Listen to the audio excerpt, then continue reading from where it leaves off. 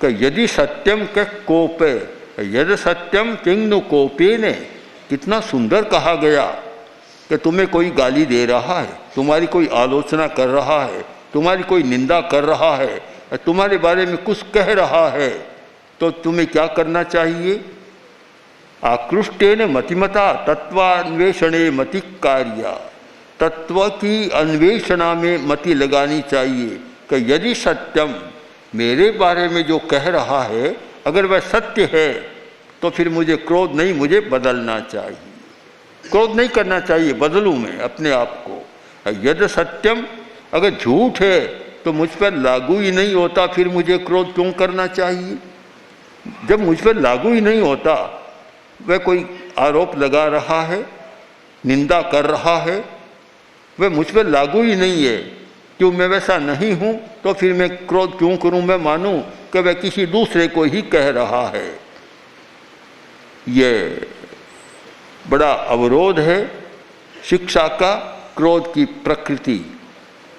विद्यार्थी गुस्सेल है, अध्यापक के सामने समस्या हो जाती है, साधक गुस्सेल है तो गुरु के सामने समस्या हो जाती है, और कर्मचारी और गुस्सेल है तो मालिक के सामने समस्या पैदा हो जाती है कि क्रोध के कारण समस्याएं बहुत पैदा होती है, परिवार में भी समस्या पैदा होती है। एक अधिकारी जो IAS ऑफिसर था हमारे पास आया, आकर बोला कि मुझे क्रोध बहुत आता है, मैं कम करना चाहता हूँ। मैंने क्यों कम करना चाहते हो? पाला हुआ है, पोसा हुआ है, जब पाला पोसा हुआ है फिर उसको कम क्यों करना चाहते हो?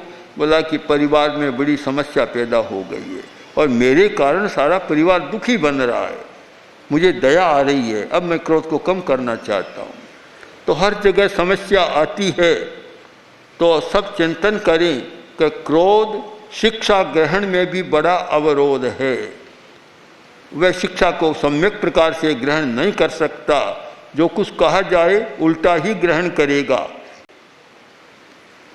तीसरी बात, पमायनम, प्रमाद। प्रमाद बहुत है।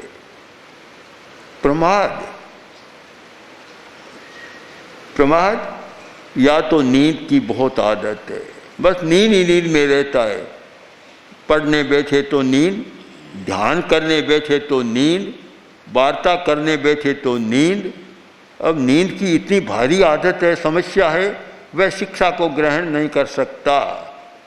पूरी नींद ही नींद में, अब सुना क्या कुछ भी पता नहीं लगता, कुछ भी पता नहीं लगता। नींद में कैसे पता लगे? प्राय यह भी होता है कि प्रवचन आदि में भी कुछ लोग नींद लेते हैं तो उनको पूरी बात समझ में नहीं आती। रामायण में कथा कही जाती है कि बुढ़िया रामायण सुनने जाती थी। कोई जैन मुनि यति जी रामायण का वाचन करते थे और बुढ़िया जाती थी रामायण सुनने, तो जाती, बैठती, भीत का सहारा और नींद शुरू हो जाती। जब नींद शुरू हो जाती है तब कुछ पता नहीं लगता। तो बच्चे पूछते, दादी क्या सुना? अरे कोई इतने, मैं सुनकर आती हूँ, बताने का होता है क्या? क्या होता है? सबने देखा, बात क्या है? कुछ नहीं बताती है।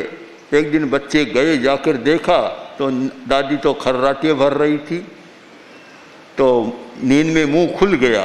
बच्चे गए, मिश्री की 2-4 डलियाँ भीतर डाल दी, बच्चे चले गए। अब उठी तो मुंह मीठा था। आई घर पर, बच्चों ने पूछा, दादी आज बखान कैसा बचा? मत पूछो, आज तो इतना मीठा बचा कि कुछ बताने की बात नहीं। मेरा मुंह मीठा हो गया, इतना मीठा बखान बचा था। अब भला इस प्रकार कैसे ग्रहण हो सकता है? नींद में व्यक्ति सम्यक ग्रहण कर नहीं सकता। यह सबको सोचना है। शिक्षा में बाधा, साधना में बाधा, नींद एक बहुत बड़ी बाधा भी पैदा करती है।